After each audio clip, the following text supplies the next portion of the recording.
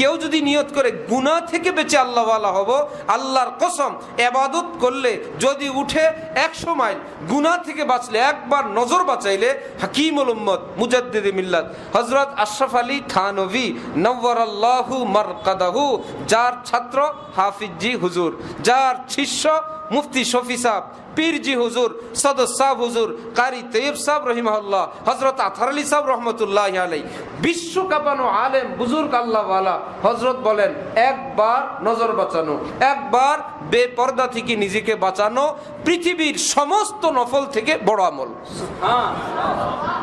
কত লক্ষ তাহাজ্জুদের কথা বলবা, হাজার হাজার লক্ষ লক্ষ তাহাজ্জুদের চেয়ে একবার নজর বাঁচাও আর নাও। হাকিমুল উম্মতকে আল্লাহ না নবী উনি এত বড় বড় কথা বলেন, অনেকে বুঝে না যে বুজুর্গানি দিন এত বড় বড় কথা বলেন।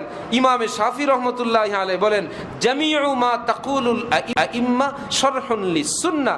চার ইমাম এবং ইসলামের বড় বড় ইমামরা যত ব্যাখ্যা বিশ্লেষণ করেন, মনে করো না আবু হানিফা নিজের ঘরে বসে বসে ব্যাখ্যা বানাইছেন, মনে করো না ইমাম মালিক নিজের একটা যা মন চাইছেন নিজে একটা কিছু করছেন।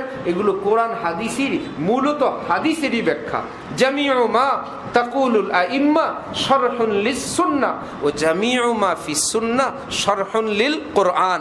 আরে ইমামরা যা বলেন এটা হলো সুন্নত, হাদিসের ব্যাখ্যা। পুরো হাদিসের জগতে যা আছে সেটা হলো কোরআনে পাক 30 পারার ব্যাখ্যা।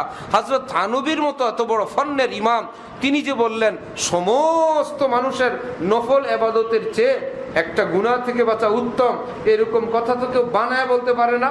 হাদিস লাতারকু যাররাতিন মিম্মা নাহাল্লাহু আনহু, ছোট্ট একটা গুনাহ বর্জন করা যেটা করতে আল্লাহ পাক নিষেধ করছেন, এই রকম কাজটা থেকে বিরত থাকা নবীজি বলেন আফজালু মিন ইবাদাতিস সাকালাইন, মানব জাতি জিন জাতির সব নফল ইবাদত চেয়ে বড় আমল। সুবহানাল্লাহ।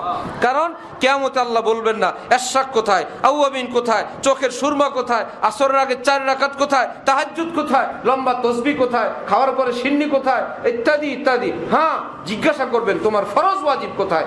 আহা, নবীজি বলেন মান নুকিশা উযিবা, আল্লাহ যদি কাউকে জিজ্ঞাসা করেন সে তো বাবা জাহান্নামে যাওয়া লাগবে।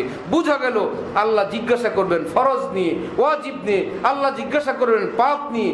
যেটা কাজের কাজ সেটা করো, এরপরে যদি পারো করো।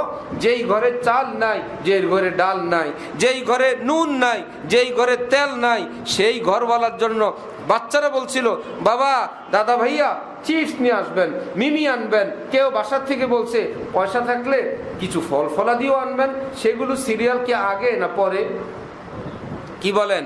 চাল ডাল তেল লবণ নুন যাই বলেন সেটা, এবং চিপস মিমি আর ফল ফলাদি, সিরিয়াল আগে কোনটার? ফল ফলাদির না চাল ডালের? আগে চাল ডাল আনো, সিদ্ধ করে খাইলেও চলবে। আহা, চিপস আইনা ভরাইছে, বেলায় বেলায় খাবার নাই। আপেল নিয়ে আসছে, বেলায় বেলায় খবর নাই। ঠিক একজন মুমিনের যেটা করা দরকার, আগে তো নিজের মুমিন